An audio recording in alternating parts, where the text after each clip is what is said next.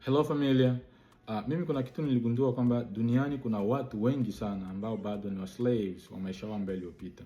Watu wengi sana tena sana bado ni watumwa wa maisha yao ambayo yaliyopita.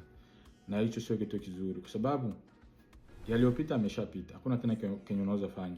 Unajikuta mtu unajikosesha amani, mtu unashindwa kufocus ama kuconcentrate kwa maisha yako ya leo kwa sababu ya kila siku unakuwa mtu kujiuliza maswali.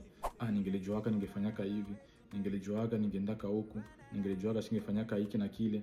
Hiyo yote inakuwa tu ni kujipotezea muda, na hiyo yote inakuwa ni kizuizi ya kufanya usiconcentrate kwa maisha yako ya leo ili utengeneze future yako. So mazuri na mabaya ambayo yaliyopita, mshukuru Mwenyezi Mungu.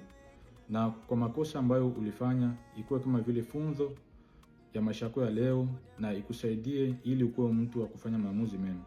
Kwa sababu maamuzi yote ile ambayo utafanya leo yakuwe mazuri ama mabaya, hayo maamuzi consequences zake utaziface kule mbele. Ukifanya maamuzi mazuri leo itakusaidia kule mbele, matunda yake utayapata.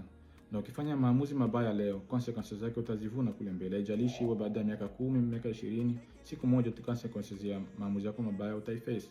Kwa hiyo tujitahidi tuwe watu wa kuacha ambayo yaliyopita, tujifunze kwa makosa ambayo tumefanya, tufocus na maisha yetu ya leo ili tutengeneze future yetu. So ni muda wa kubadilika na kujifunza. Asante.